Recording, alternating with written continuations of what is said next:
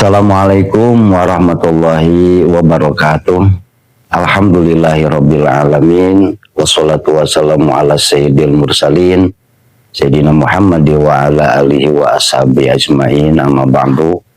Pemirsa Bina TV yang dirahmati Allah Subhanahu wa taala, terlebih dahulu mari kita panjatkan, kita membacakan sholawat pada junjungan kita. Allahumma sholli wa sallim wa barik ala sayyidina Muhammad wa ala ali sayyidina Muhammad. Alhamdulillah, sebentar lagi kita akan bertemu dengan salah satu bulan yang dimuliakan oleh Allah Subhanahu wa taala, yaitu bulan Zulhijjah.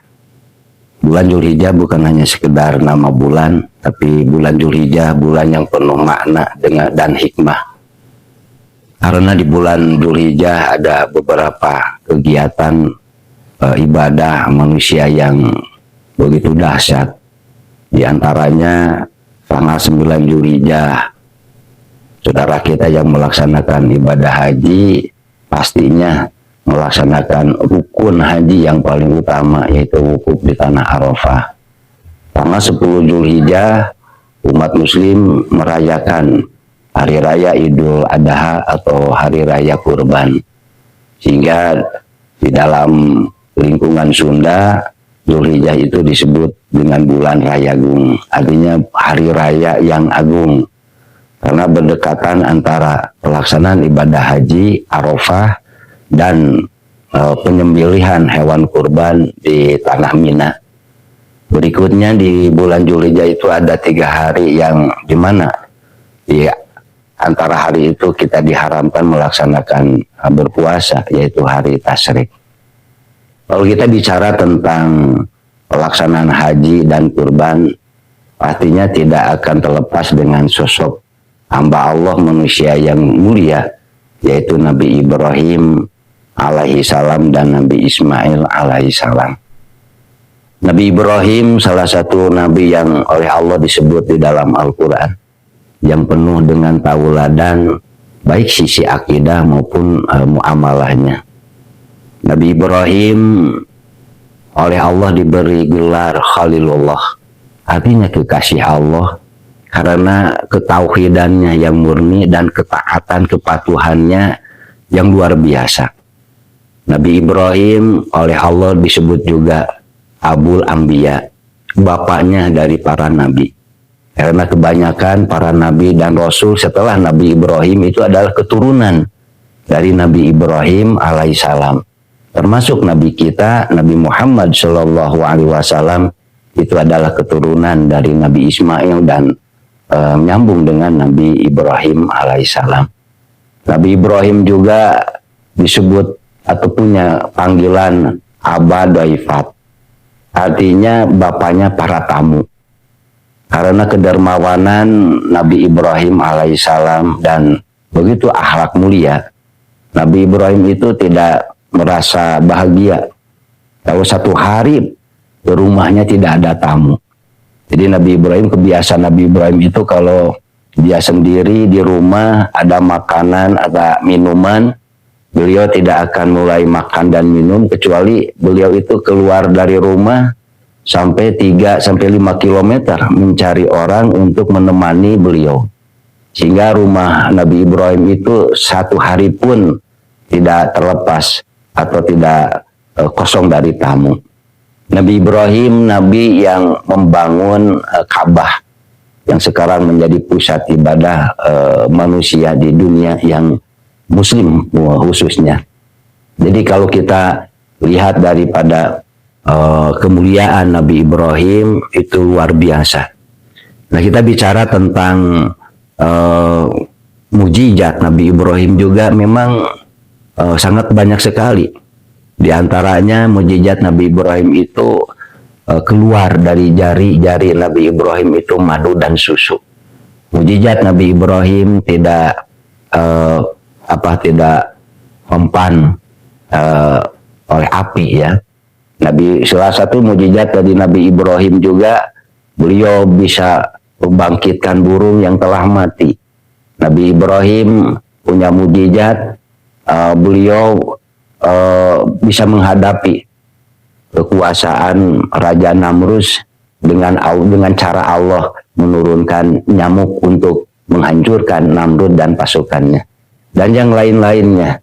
Tapi diantaranya Nabi Ibrahim, mukjizat Nabi Ibrahim itu adalah menjadi milah beliau itu menjadi syariat-syariat untuk yang diteruskan oleh umat Nabi Muhammad SAW. Kita mengenal syariat khitan itu asalnya dari Nabi Ibrahim. Apalagi kita melaksanakan haji, melaksanakan kurban, itu mutlak adalah syariat Nabi Ibrahim alaihissalam. Bicara tentang kurban, yang paling selain daripada ibadah haji, ya untuk yang tidak melaksanakan ibadah haji, ya kita dianjurkan untuk melaksanakan ibadah kurban. Kurban itu bukan ibadah yang seumur hidup satu kali, tapi ibadah kurban itu adalah ibadah tahunan, seperti zakat fitrah. Kadang-kadang di masyarakat ada image bahwa kurban itu hanya cukup satu kali. Kalau ditanya, Bu kurban, alhamdulillah Pak Haji, 2 tahun ke belakang Ibu udah kurban. Nah itu salah satu pemahaman yang kurang baik, yang kurang benar. Padahal kurban itu dianjurkan untuk yang mampu tiap tahun. Tiap tahun melaksanakan ibadah kurban.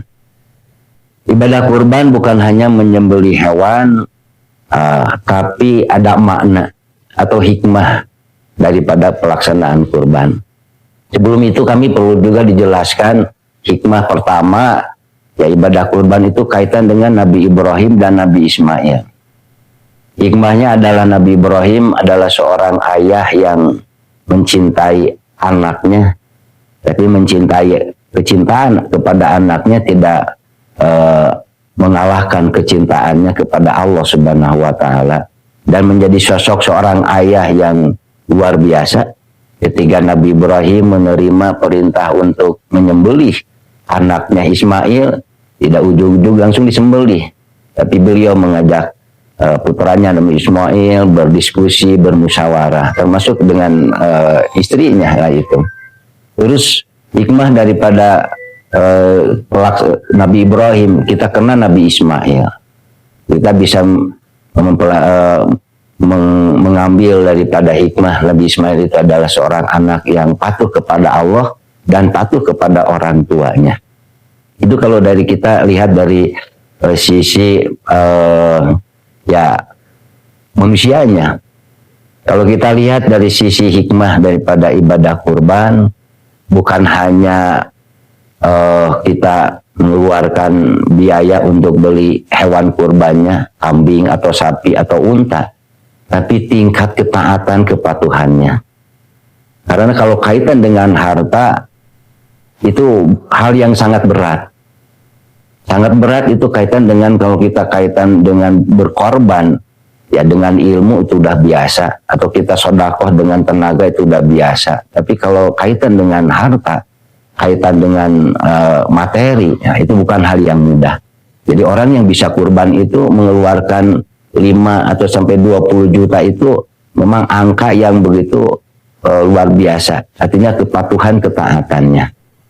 Selanjutnya di dalam hikmah kurban itu Allah sengaja ya memberi contoh berkurban itu dengan kambing, tidak dengan hewan-hewan yang lain. Kambing salah satu hewan yang dimuliakan oleh Allah sehingga halal dagingnya ya, dan ya halal dagingnya juga harus dipelihara dengan baik. Dalam arti ya kita dalam sehari-hari yang dimakan oleh kita harus dengan makanan yang halal. Nah, kalau kita tidak menggunakan hewan yang haram atau yang najis ya. Yang ketiga, hikmah daripada kurban itu ya kita menghilangkan dengan menyembelih hewan itu ya kita menghilangkan sifat-sifat hewani di dalam diri kita. Ya, dalam hewan itu ada yang punya sifat serakah, ada yang punya sifat sombong, ya, ada yang sifatnya menjilat dan lain sebagainya. Jadi dengan kurban itu ya kita berusaha menghilangkan sifat hewani yang ada di dalam diri kita. Memang lebih luasnya ya, kurban itu bukan hanya sekedar membagikan dagingnya, tapi untuk menyambungkan silaturahmi, untuk menyambungkan rasa kasih sayang ya yang mampu kepada saudaranya yang tidak mampu. Artinya untuk menyambungkan rasa ya. Ajaran Islam itu luar biasa, bukan hanya kaitan dengan Allah yang disebut dengan hablum minallah, tapi juga tidak terlepas dengan hablum minanas. Apa bedanya kita dengan zakat fitrah? Zakat itu berupa uang atau berupa beras, ketika dibagikan lagi kepada yang berhaknya, dalam arti masih di dunia. Yang nyampai kepada Allah itu kan bukan hanya uang berasnya, tapi ketakwaannya, keikhlasannya. Termasuk masalah kurban, dagingnya, hewan kurbannya disembelih, dagingnya dibagikan. Ya paling tidak yang utama itu kepada orang-orang yang ya mungkin dianggap jarang makan daging ya. Pada orang yang fakir atau yang miskin, walaupun yang agnia juga boleh menerima dan memakan daging kurban. Tapi yang diutamakan yang kepada saudara yang jarang makan daging. Itu kan menghubungkan supaya si kaya ya merasakan empati kepada yang miskin, dan nanti juga yang miskin kalau diperhatikan oleh orang yang kaya akan menjaga dan akan melindungi juga orang kaya. Mungkin selama ini ada kejahatan orang yang mencuri atau yang merampok, mungkin saja itu dendam dari si fakir miskin kepada orang yang mampu, yang kaya tapi mereka tidak memperhatikannya, ya mungkin bisa caranya dengan cara seperti itu. Ibadah kurban luar biasa dan bukan hanya untuk kaitan dunia, apalagi nanti di akhirat akan menjadi penolong untuk orang yang berkurban. Semoga dengan bulan Dzulhijjah kita akan mengingatkan kembali menjadi sosok Nabi Ibrahim, menteladani ya Nabi Ibrahim seorang ayah dan Nabi Ismail seorang anak, dan kita melatih sejauh mana ketaatan kita ya, sejauh mana kepatuhan kita kepada Allah, dan sejauh mana kita menghubungkan rasa kita kepada sesama. Karena tidak jadi artinya hablum minanas juga dengan cara sesama manusia itu juga yang akan mengantarkan kebahagiaan di akhirat. Banyak nanti di akhirat orang yang beribadah tapi tidak jadi ahli surga karena ada sesuatu yang kaitannya dengan sesamanya. Nabi Ibrahim Allah dijadikan sampel untuk manusia di dunia ini, sehingga nanti oleh Allah Nabi Ibrahim akan diberi penghargaan, orang atau manusia pertama di mahsyar yang oleh Allah diberi pakaian adalah Nabi Ibrahim.